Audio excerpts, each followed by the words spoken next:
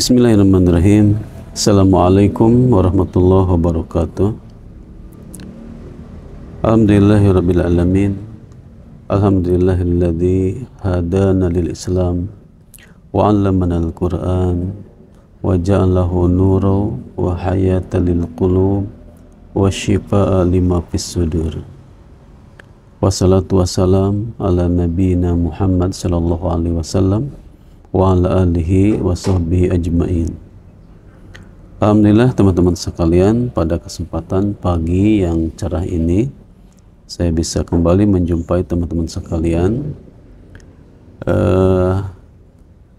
Ada beberapa yang bertanya atau meminta kepada saya untuk diruqyah, tetapi kadangkala untuk jadwal ruqyah itu tidak bisa segera. Bahkan kalau saya hanya sedang safar, biasanya harus menunggu, ya, kecuali yang mau saya rekomendasikan kepada teman yang lain. Bagi yang tidak bersedia direkomendasikan kepada yang lain, biasanya menunggu saya pulang atau saya ada kesempatan ketika jadwalnya kosong. Nah, ini berarti bisa memakan waktu lama, ya. Bisa menunggu 3 hari, 1 pekan, bahkan ada yang menunggu 2 pekan dalam keadaan sakit. Nah, dalam masa penantian itu saya harapkan bisa melaksanakan ruqyah mandiri, ya, ruqyah mandiri. Jadi kalau kitanya yang sakit, usahakan kita baca doa, dahulukan doa, karena doa itu mau kapanpun, mau dimanapun, ya, itu bakal bermanfaat buat kita semua. Bacalah doa. Dengan berdoa kita bersandar kepada Allah Subhanahu wa Ta'ala. Hanya kepada Allah kita bersandar, karena doa itu kita panjatkan kepada Allah. Bacalah doa kesembuhan untuk diri sendiri. Misalkan sakit di dadanya, sentuh dadanya, atau sakit mungkin di tangannya, sentuh tangannya, tangan yang sakit, ya, dengan baca bismillah. Bismillah 3 kali. Bismillah, bismillah, bismillah.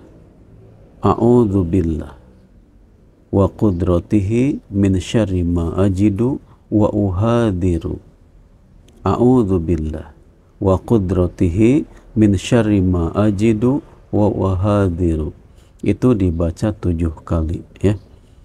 Kita mengucap bismillah 3 kali, membaca a'udzubillah, aku berlindung kepada Allah, wa qudratihi, dan dengan kekuasaannya, dengan kehendaknya, min syarri ma ajidu, dari keburukan, ya, yang menimpaku, wa uhadir, dan dari keburukan yang aku khawatirkan. Jadi kita berlindung kepada Allah dari segala mara bahaya, keburukan yang menimpa kita dan yang membuat kita khawatir. Itu dibaca 7 kali. Itu doa dari kesembuhan yang diajarkan oleh Rasulullah untuk kita. Kalau yang sakitnya di sini, itu ininya sama, baca bismillah, bismillah, bismillah, a'udzu billah wa qudratihi min syarri ma ajidu wa uhadir. Mungkin ada redaksi yang lain, boleh a'udzu biizzatillah wa qudratihi min syarri ma ajidu wa uhadir, sama aja. Itu untuk diri sendiri, boleh dengan baca doa. Kemudian boleh dengan baca ayat-ayat ruqyah, ya. Kita sakit di area mana? Kalau sakitnya sekujur badannya, ya udah kita sentuh saja salah satu bagian, ya, atau salah satu bagian yang paling sakit, atau kita sentuh aja tangan kita di kaki atau di perut atau di kepala, boleh. Kita baca Al-Fatihah, ya. Al-Fatihah sampai tamat. Al-Ikhlas, Al-Falaq, An-Nas, ayat kursi, boleh, ya. Sambil dibaca sambil diusap-usap mungkin, ya. Qul huwallahu ahad, Allahu samad, lam yalid wa lam yulad wa lam yakul lahu kufuwan ahad. Gitu, ya. Misalkan ya, ada yang sakitnya di sini, baca Al-Fatihah, bismillahirrahmanirrahim, alhamdulillahirabbil alamin, terus gitu, ya. Gitu.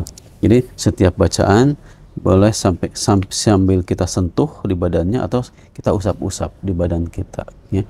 Minimal Al-Fatihah, Al-Ikhlas, Al-Falaq, atau An-Nas, dan boleh tambah ayat kursi. Itu, ya, itu yang hafal. Kalau Anda teman-teman sekalian ada hafalan yang lebih lagi, misalkan baca 5 ayat pertama Al-Baqarah, atau baca 3 ayat terakhir Al-Baqarah, atau baca 10 ayat pertama surat As-Saffat, itu nggak apa-apa, baca aja ya. Gitu. Kemudian selain itu apa yang bisa kita lakukan selain yang tadi? Boleh kita baca di air ya. Baca yang tadi Al-Fatihah, Ikhlas, Falaq, An-Nas, ayat kursi pada segelas air misalkan ya. Baca dulu Al-Fatihah, setelah beres baca Al-Fatihah tiupkan 3 kali. Kemudian baca ayat kursi, tiupkan 3 kali. Kemudian baca Al-Ikhlas, tiupkan 3 kali. Al-Falaq, lalu tiupkan 3 kali. An-Nas, tiupkan 3 kali. Itu minimal yang dibaca. Setiap beres satu surat ditiupkan airnya. Kemudian kita minum sendiri. Ya. Kita yang baca, kita yang minum. Tidak ada unsur kesyirikan di sini. Ya.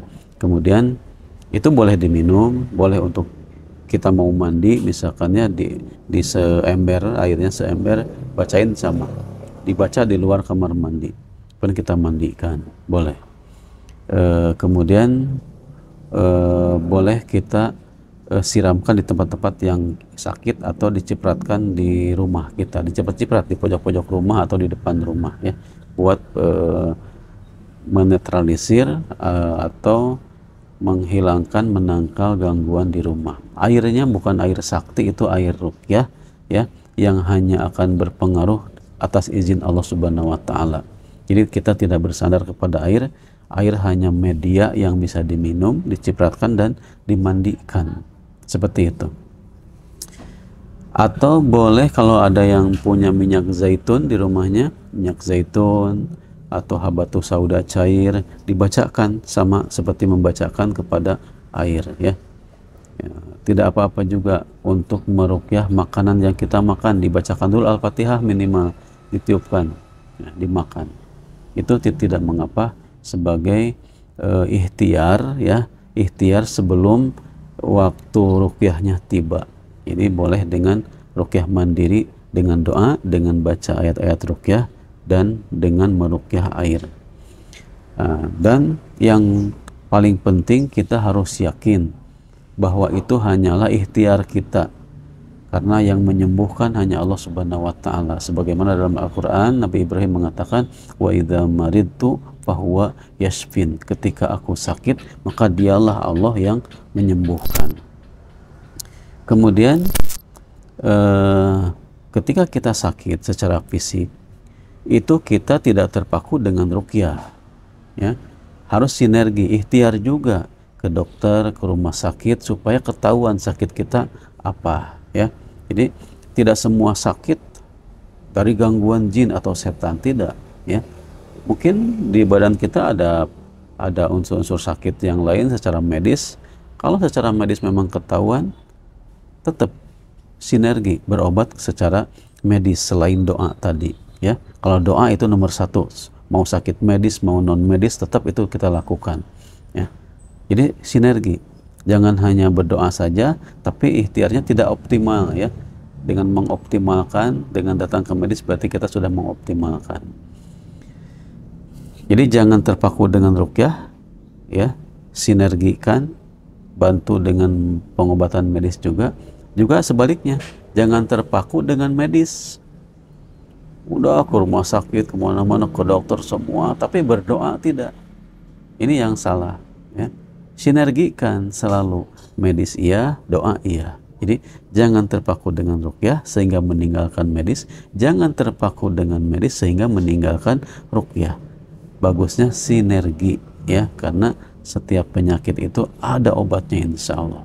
Tidak sembuh dengan ruqyah, kadang sembuh dengan medis. Tidak sembuh dengan medis, kadang sembuh dengan ruqyah atas izin Allah Subhanahu wa taala. Jadi insya Allah menurut kita sesuatu itu berat, bagi Allah adalah ringan. Menurut kita sesuatu itu susah, bagi Allah adalah mudah ya. Sesuatu yang menurut kita itu mustahil, bagi Allah tidak ada yang mustahil. Makanya doa, ikhtiar ya, kemudian hasilnya kita tawakal kepada Allah Subhanahu wa taala. Demikian teman-teman sekalian yang merasakan sakit dan belum ketemu jadwal yang tepat ya, tidak segera, saya sarankan untuk ruqyah mandiri seperti tadi sementara waktu ya. Kalau sementara waktu ini dengan ruqyah mandiri sudah enakan, alhamdulillah, nanti tinggal dicek saja. Demikian, mudah-mudahan kita semua yang sedang sakit segera diberikan kesembuhan ya, dan yang sehat bisa menjaga kesehatannya senantiasa dalam kebugaran. Barakallahu fikum. Assalamualaikum warahmatullahi wabarakatuh.